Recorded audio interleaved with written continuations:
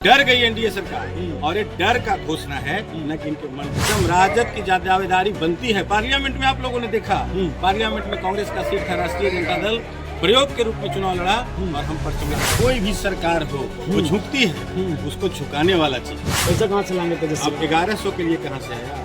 जो शिक्षक की बहाली हुई उसके लिए कहाँ से आया? सरकार को झुकाया, सरकार को आईना दिखाया। लगातार 20 साल से मुख्यमंत्री हूँ, 19 साल से।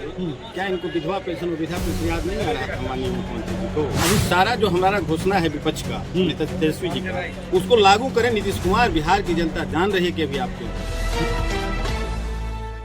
जी नमस्कार, मैं हूं राज पाठक और आप देख रहे हैं बुलेट न्यूज़ टीवी। देखिए, ये साल विधानसभा चुनाव का साल है, बिहार में चुनाव है। इसे लेकर के तमाम जो घटक दल है या नेता हैं सभी इस पूरे चुनावी बोर्ड में आ गए हैं। वहीं पर बिहार के मुख्यमंत्री नीतीश कुमार ने पेंशन को लेकर के, वृद्धा पेंशन, दिव्यांगजनों की पेंशन बढ़ा दिया, 400 से 1100 किया और अब इन तमाम चीज़ों पर सियासत भी गर्म हो गई है। हमारे साथ में राजद के कद्दावर नेता सुबोध कुमार सिंह जी हैं।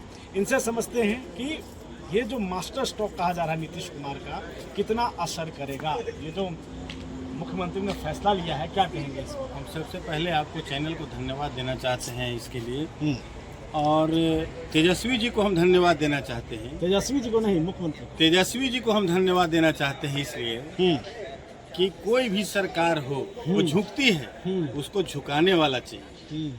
हम तेजस्वी जी को धन्यवाद इसके लिए देना चाहते हैं कि उन्होंने सरकार को झुकाया, सरकार को आईना दिखाया। लगातार 20 साल से मुख्यमंत्री हूँ, 19 साल से। क्या इनको विधवा पेंशन और वृद्धा पेंशन याद नहीं आ रहा था माननीय मुख्यमंत्री जी को? जब तेजस्वी जी आदरणीय नेता प्रतिपक्ष ने घोषणा किया कि हम माई बहन योजना के तहत 2500 रुपया देंगे, वृद्धा पेंशन 1500 रुपया देंगे, बिजली यूनिट फ्री कर देंगे, गैस सिलेंडर 500 में देंगे। अभी सारा जो हमारा घोषणा है विपक्ष का नेता तेजस्वी जी का, उसको लागू करें नीतीश कुमार। बिहार की जनता जान रही है कि अभी आप क्यों करें।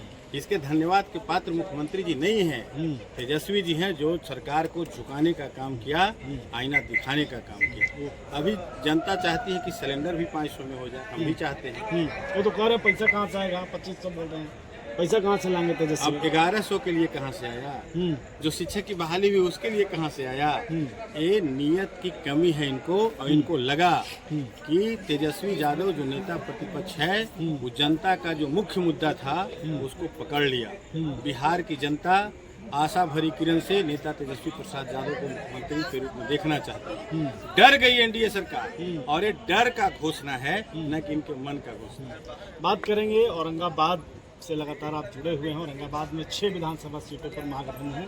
इस बार की क्या रणनीति है, क्या कुछ होने वाला है? पुनः हम लोग 6 में 6 विधानसभा जीतेंगे, इसमें कहीं कोई फर्क नहीं पड़ेगा। चूंकि जो यहाँ पे स्थितियाँ हैं एनडीए का, आप देखिए अभी पार्लियामेंट का चुनाव हुआ, हम लोग दोनों सीट जीते इस जिला, और पुनः आपको विश्वास दिलाते हैं कि तेजस्वी जी के नेतृत्व में चाहे टिकट जिसको मिले, हम लोग महागठबंधन का 6 में 6 सीट जीतेंगे। आप भी हैं, जब से राजद बना है उससे पहले से आप जुड़े हुए हैं, लगातार जुड़े हुए हैं। टिकट को लेकर के भी आपकी चर्चा होती रहती है, क्या तैयारी है 2025 को लेकर के? निश्चित रूप से किसको शौक नहीं है विधायक बनने का। पार्टी यदि हमको आदेश करेगा तो निश्चित रूप से हम विधानसभा का चुनाव लड़ेंगे। जनता ने हमको बहुत कुछ दिया। हमारे घर 5-5 जनप्रतिनिधि, मेरे भाई व्यापार मंडल के अध्यक्ष हैं, मेरे भाई पैक्स के अध्यक्ष हैं, पत्नी जिला परिषद पूरे बिहार में सबसे ज़्यादा वोटों से जीती है, हमारी पत्नी जिला परिषद से निर्विरोध उपाध्यक्ष है, वाइस चेयरमैन है। पार्टी का जो आदेश होगा हम करेंगे। हम तो पार्टी के अदना सिपाही हैं, हम नेता का आदेश मानेंगे। कब तक करेंगे? सुबोध सिंह से सबसे तो यही पूछ रहा है, कब तक पार्टी की बात को मानेंगे? पिछले बार भी आपको नहीं मिला, क्या फिर से इस बार भी पार्टी पर रहेंगे या कुछ फैसला ले सकते हैं? नेता का जो आदेश होगा, नेता भी अपनी अर्जी हम लगा चुके हैं, और यदि कि नेता का आदेश होगा निश्चित रूप से हम चाहते हैं कि विधानसभा लड़ें, और फैसला जो नेता करेंगे वही। टिकट नहीं मिला तो? टिकट नहीं मिलेगा तो ऐसी बात नहीं है, क्योंकि हम लोग पार्टी के समर्पित सिपाही हैं। हम ये बहुत बड़बोलन में नहीं बोलेंगे कि टिकट नहीं मिला तो हम चुनाव पार्टी के विरुद्ध में लड़ेंगे। हमको पूरा विश्वास है कि इस बार औरंगाबाद विधानसभा सीट मानते हैं कि राजद यहाँ पर दावेदारी, एकदम राजद की दावेदारी बनती है। पार्लियामेंट में आप लोगों ने देखा, पार्लियामेंट में कांग्रेस का सीट था, राष्ट्रीय जनता दल प्रयोग के रूप में चुनाव लड़ा और हम परचम लहरा दिए। उसी तरह राष्ट्रीय जनता दल का बहुत मजबूत इस दावा बार भी बनता है। बदलाव हो सकता है सीटों में। निश्चित रूप से हम लोग सारे पार्टी के कार्यकर्ता मांग करें कि औरंगाबाद विधानसभा राजद के खाते में आए। एक और सवाल लेंगे, चूंकि आप राजनीति कर रहे हैं, लंबे समय से लोगों के बीच में हैं।